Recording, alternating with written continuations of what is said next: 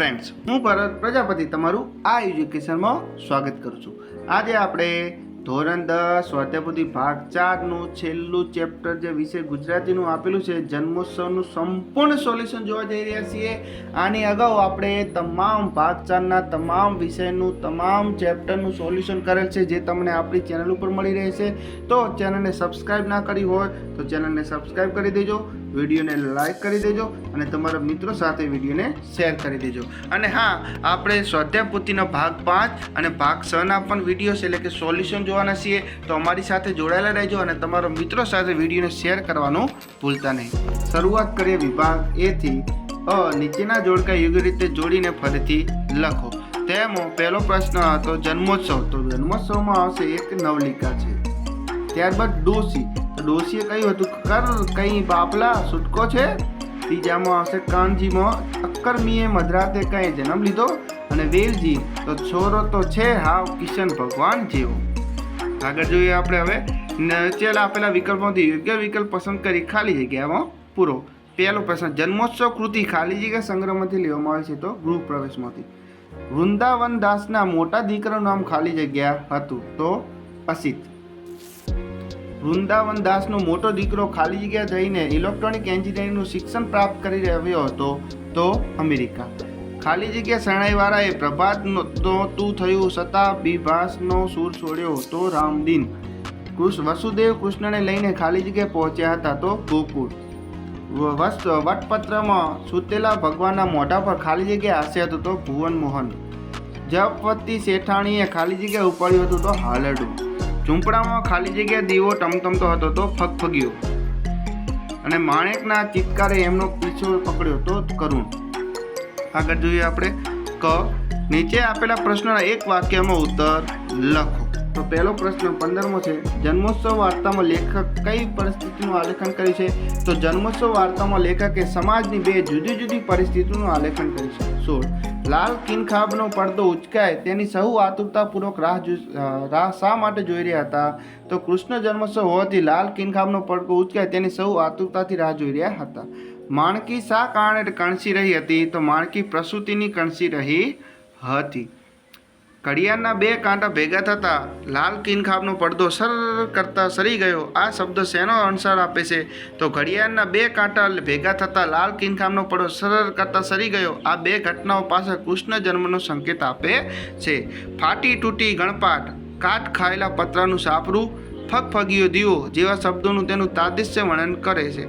તો ફાટીશ, તૂટીશ, ગુણસાર, કાટ ખાયેલા પતરાનું છાપરું, ફનખણીયો દીવો જેવા શબ્દો અત્યંત ગરીબાઈનું તદિશ વર્ણન કરે છે.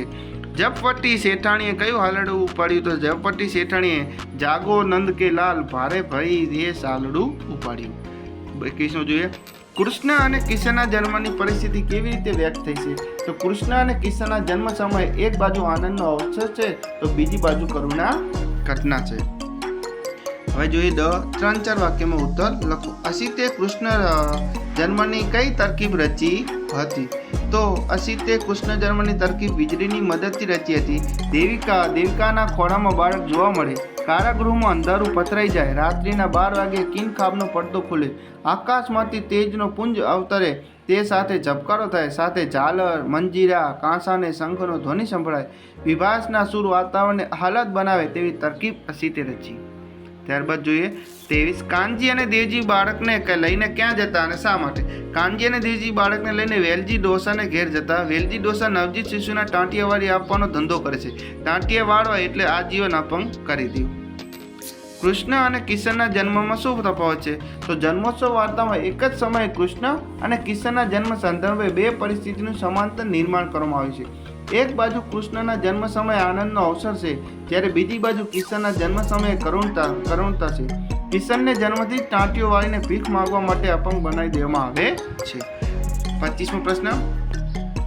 ગોકુળ ઉજવાયેલા કૃષ્ણ જન્મોત્સવનું વર્ણન કરો. તો વસુદેવ કૃષ્ણને લઈ ગોકુળ પહોંચ્યા. ગોકુળના કૃષ્ણ જન્મોત્સવ શરૂ થયો. જશોદા મૈયાએ કૃષ્ણ કુંવરને શણગાર્યા. નજર ન લાગે તે માટે એના ગાલે મહેસનું ટપકું કર્યું. આખું ગોકુળ ગામ તોડે વળ્યું. ગોપબારના હર્ષોલ્લાસથી વનરાજી ગાજી ઉઠી અને પંજાપુરીનો પ્રસાદ આપ્યો. શણગારીને લલિત રાગ છોડ્યો. અસિત ખેલ પૂરો કરી બહાર આવ્યો. કાનજીએ ભવિષ્યનું કયું દ્રશ્ય જોયું?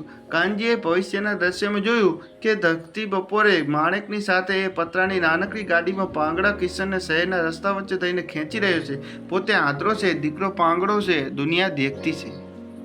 હવે જોઈએ 8-10 વાક્યોમાં મુદ્દાસર ઉત્તર લખો. સત્યેશ, માણેકની લાચારી અને વેદના ભરી પરિસ્થિતિનું વર્ણન તમારા શબ્દોમાં લખો. તો જન્મોત્સવ વાર્તામાં અહીં બે પરિસ્થિતિનું ચિત્રણ કરવામાં આવ્યું છે. એક બાજુ કૃષ્ણનો જન્મ થાય છે અને બીજી બાજુ માણેક કિશનને જન્મ આપે છે.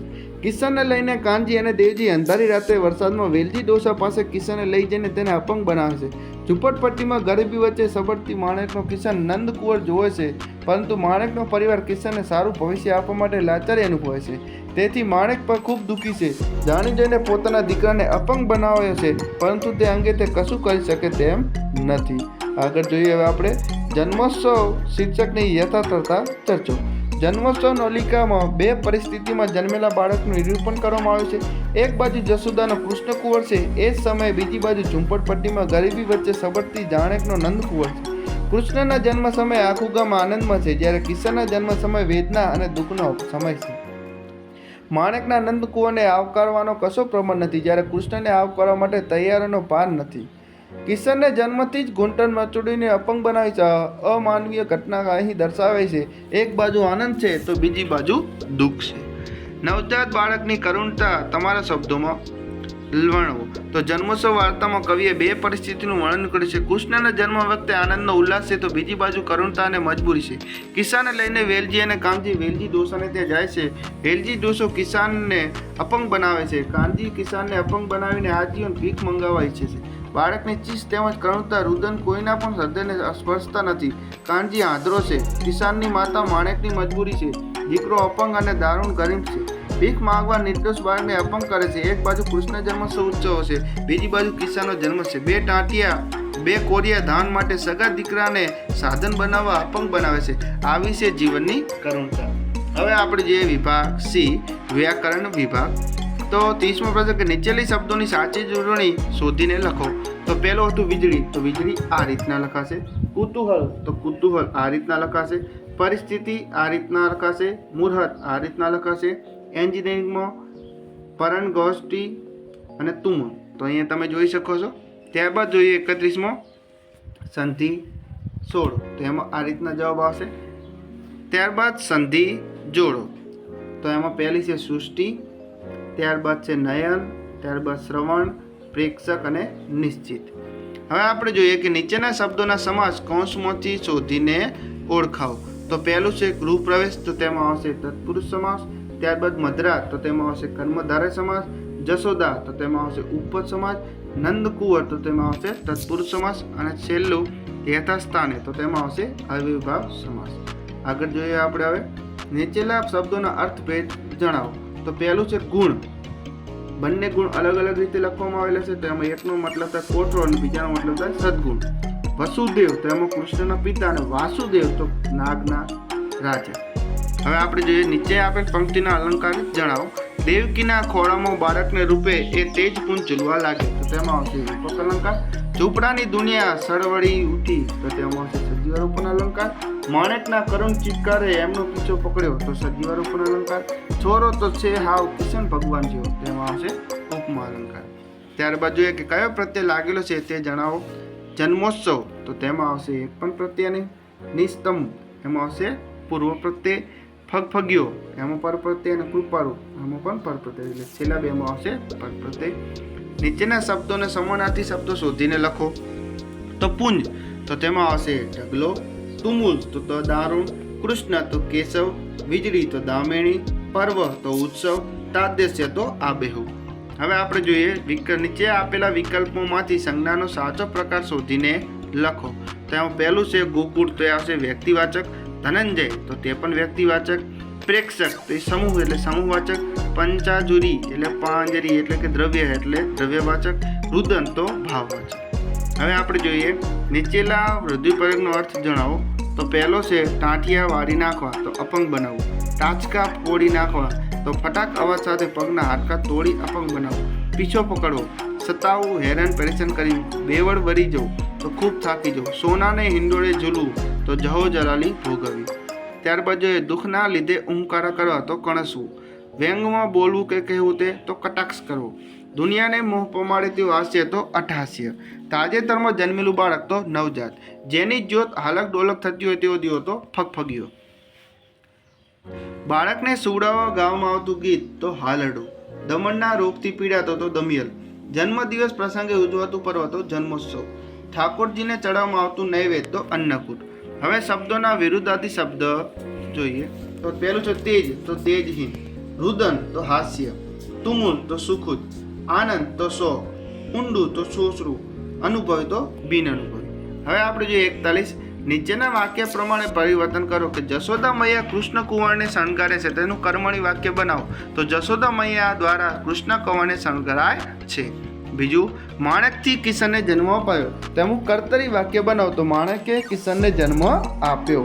ત્રીજું, જપવતી શેઠાણીએ હાલરડું ઉપાડ્યું તો તેનું કર્મણી વાક્ય બનાવો તો જપવતી શેઠાણી દ્વારા હાલરડું ઉપાડાયું. ચોથો પ્રશ્ન, કૃષ્ણ ભગવાનને માથે નાગે છાયા કરી તેનું કર્મણી વાક્ય બનાવો તો કૃષ્ણ ભગવાનને માથે નાગ દ્વારા છાયા કરાઈ. હવે આપણે જોઈએ 42. સર્વદા શબ્દોનું શિસ્ત રૂપ આપો. કુણ તો કોણ, બચાડી તો બિચારી, દખી તો દુખી, મોરે તો મોકરે, પાંગડો તો અપંગ, નકર તો નહિતર, હાવ તો સાવ, ગમાર તો મૂર્ખ અણસમજુ, અકર્મી તો અભાગ્યું, આવ્યો હવારે તો સવારે. આગળ જોઈએ આપણે હવે 43મો પ્રશ્ન, નીચે આપેલા વાક્યોમાંથી વિશેષણ શોધી પ્રકાર જણાવો તો લાલ કિનખાબનો પડદો ખુલ્યો તો લાલ તો એ રંગવાચક છે. બીજું, ડોસી ખોખરા કર્કશ અવાજે બબડી તો ખોખરા તો ગુણવાચક. ત્રીજું, માણેકના કરુણ ચિત્કારે પીછો પકડ્યો તો કરુણ તો ગુણવાચક. મેઘલી રાતમાં એ હાસ્ય દેખાયું નહીં તો ગુણવાચક.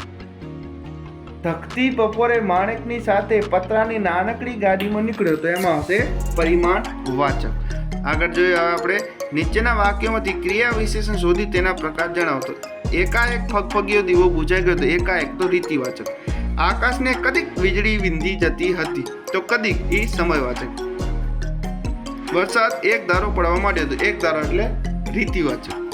એલા એ ગમાર જરા ધીમો બોલતો જા, ધીમો તો રીતિવાચક. બાળકના રુદનનો ભાર ઉંચકીને આગળ ચાલ્યા તો ઉંચકીને તો રીતિવાચક. ભાવિના દર્શનને જોતો હોય એમ એકાએક હસી પડે તો એકાએક તો રીતિવાચક. ત્યારબાદ અહીંયા 45 પ્રશ્નમાં ધ્વનિ ષટકો છૂટા પાડો તેમાં નિષ્પજતા, મૂર્હત, સૃષ્ટિ, નેત્ર, અશ્રુધારણ દ્રશ્ય તો તેના તમે જવાબ અહીંયા જોઈ શકો છો અને તૈયાર કરી શકો છો. આગળ જોઈએ આપણે 46. માગ્યા મુજબ વાક્ય પ્રયોગ કરો. દેવજી વધારે આંકડો થઈને બોલ્યો તો ભાવે વાક્ય બનાવો તો દેવજીથી વધારે આંકડા થઈને બોલાયું. બીજો પ્રશ્ન, અસીતે તરકીબ રચી હતી ભાવે વાક્ય બનાવો તો અસીતથી તરકીબ રચાઈ હતી. ત્રીજો પ્રશ્ન, કાનજી અને દેવજી આગળ ચાલ્યા તો ભાવે વાક્ય બનાવો તો કાનજી અને દેવજીથી આગળ ચલાયું. ભગવાન શ્રી કૃષ્ણ ગોકુળ પહોંચ્યા તો પ્રેરક વાક્ય બનાવો તો ભગવાન શ્રી કૃષ્ણને ગોકુળ પહોંચાડ્યા. હવે આપણે અહેવાલ લેખન કે તમારા વિસ્તારમાં ઉજવાયેલા જન્માષ્ટમીના પર્વ ઉપર અહેવાલ લખો તો તમારે જે પણ તારીખે જન્માષ્ટમીનો ઉજવાઈ હોય ત્યાં પહેલાં અહીંયા તમારે તારીખ લખવાની રહેશે. ત્યારબાદ નીચે તમારે તમારા શબ્દોમાં તૈયાર કરવાનું રહેશે. તે તમને વિવિધ જગ્યાએ તમને મળી જશે. અને છેલ્લે આપેલું છે નીચે આપેલા ગદ્ય ખંડનો આશરે ત્રીજા ભાગમાં સંક્ષેપ કરી તેને યોગ્ય શીર્ષક આપો. તો આ રીતના તેનો ત્રીજા ભાગનો સંક્ષેપ થશે. તો આ તો મિત્રો આપણો સ્વાધ્યાયપોથી ભાગ 4ના તમામ ચેપ્ટરનું સોલ્યુશન. આની આગળ આપણે સ્વાધ્યાયપોથી ભાગ 5 અને ભાગ 6 પણ જોવાના છે. તો અમારી ચેનલને સબસ્ક્રાઈબ કરવાનું તો ભૂલતા જ નહીં. એટલે પ્લીઝ ચેનલને સબસ્ક્રાઈબ કરી દેજો, વિડીયોને લાઈક કરી દેજો અને તમારા મિત્રો સાથે વિડીયોને શેર કરવાનું તો બિલકુલ ભૂલતા નહીં. Thank you.